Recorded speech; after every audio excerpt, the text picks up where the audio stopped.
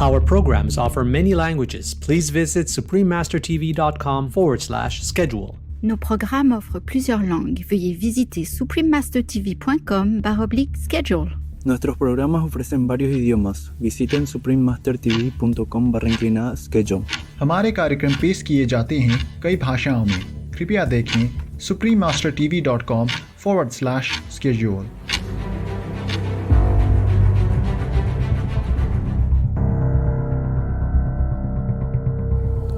So we have a system that's based on, making money of death, disease, and destruction.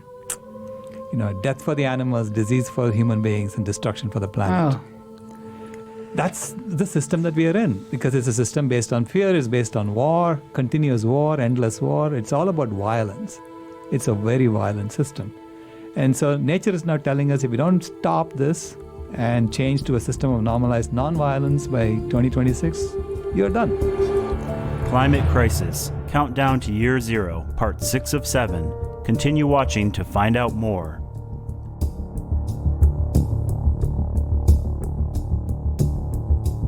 Halito Timatukuma means hello, how are you in the Choctaw language.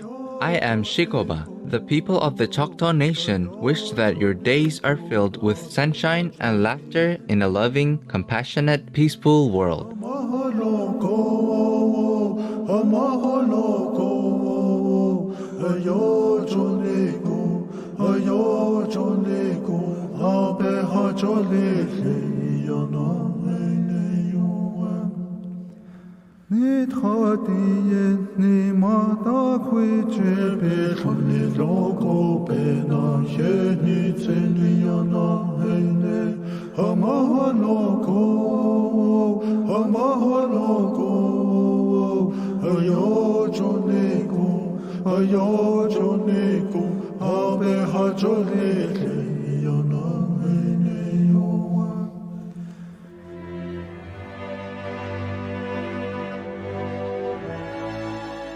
Welcome to part 6 of our 7-part series, Climate Crisis, Countdown to Year Zero.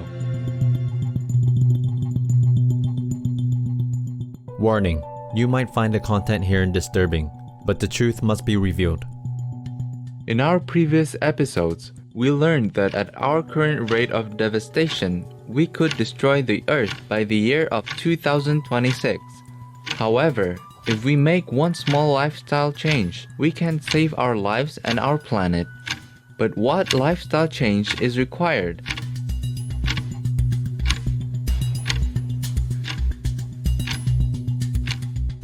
Let's find out more by joining internationally acclaimed television host, author, and animal rights activist, Miss Jane Velez Mitchell, as she interviews Dr. Sailesh Rao.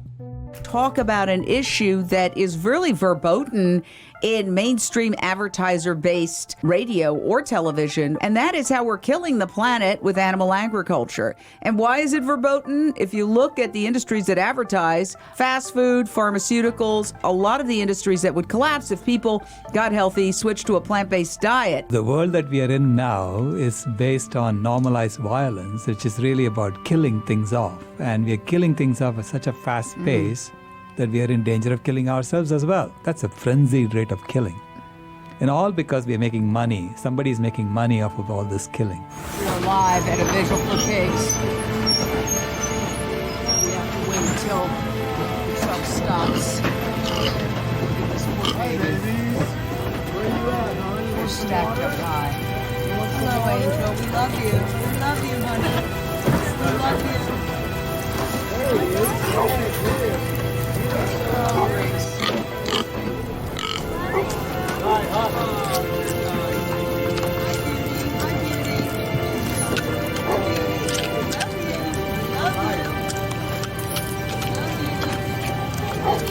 Look at the number of people who are here giving water till the very last second so that these animals can, they're all going to die.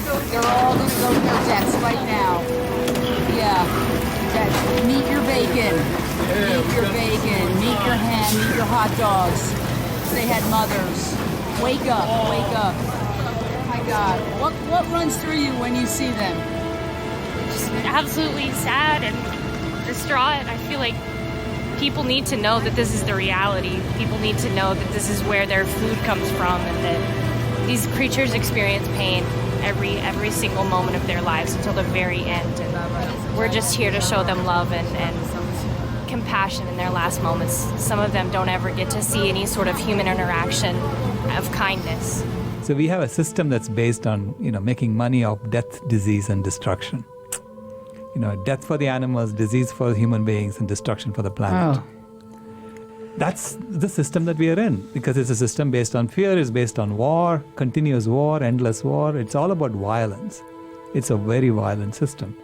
And so nature is now telling us if we don't stop this and change to a system of normalized non-violence by 2026, you're done. And why do you come out? I come out for a variety of reasons. I come out to support this community and to draw attention to it. I come out to document it so that I can share it on social media. But also, I come out to remind myself that animals are not an abstraction. A lot of times we live in urban and suburban environments, and we only deal with animals. We deal with pictures of animals. We deal with videos of animals.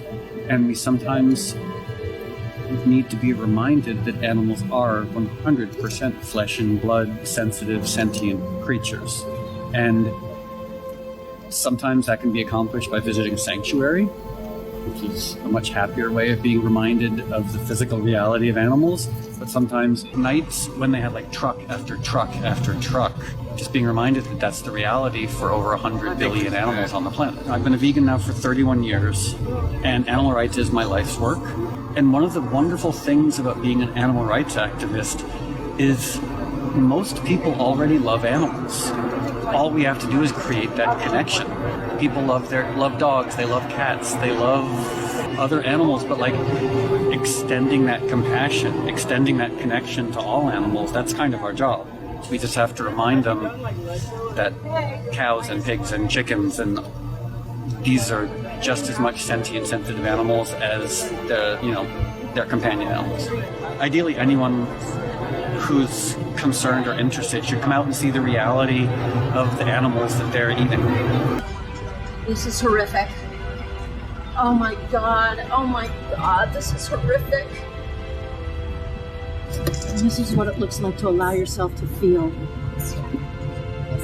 the pain of a fellow being. So it's called empathy, and we're lacking in it.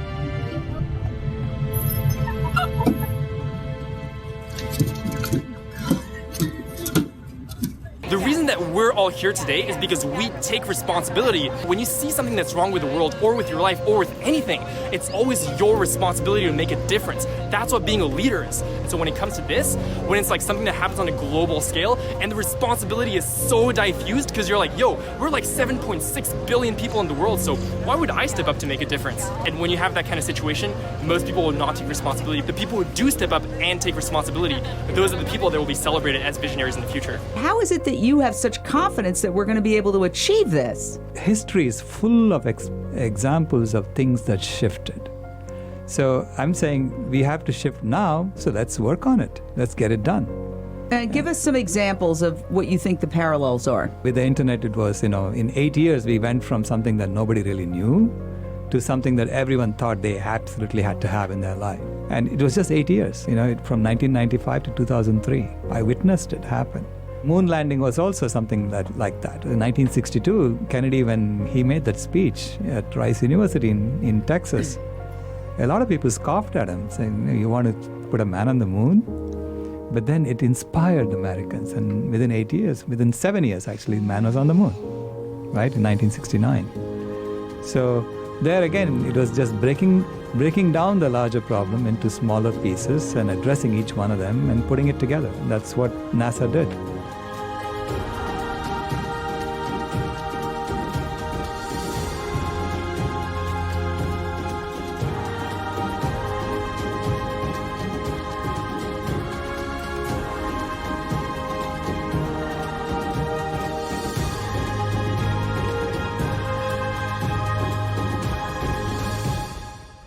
Dr. Rao, how exciting that such great shifts can occur on Earth in only 7 or 8 years.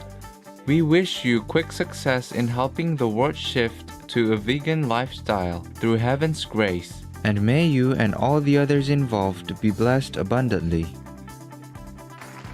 Supreme Master Ching Hai has also reminded us numerous times that a vegan lifestyle is the only way to save our planet, as in the November 16, 2009 Climate Change Conference in Veracruz, Mexico.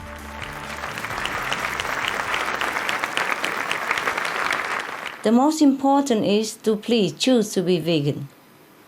The vegan diet is not an option anymore. It is a must.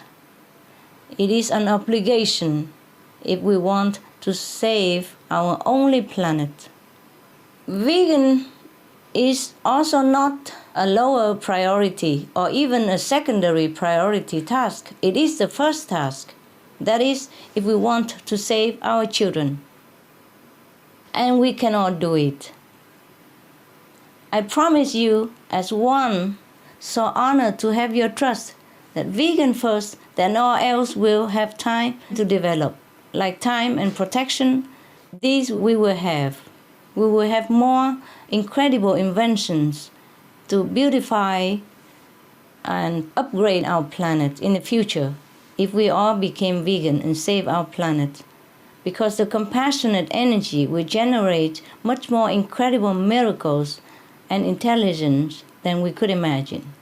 And if you believe in miracles, we will also definitely have the miracle of a compassionate, heavenly-like vegan world.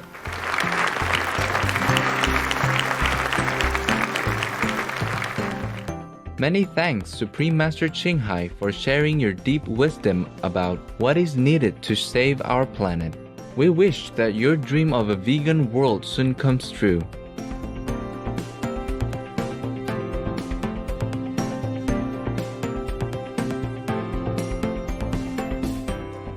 Generous viewers, thank you for joining us today.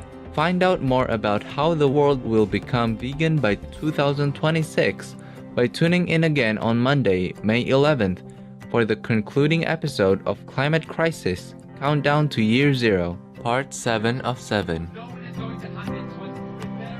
Please stay tuned to Supreme Master Television for Be Kind to Animals Week, Constant Care from Furry Angels, Part 1 of 2, up next after noteworthy news.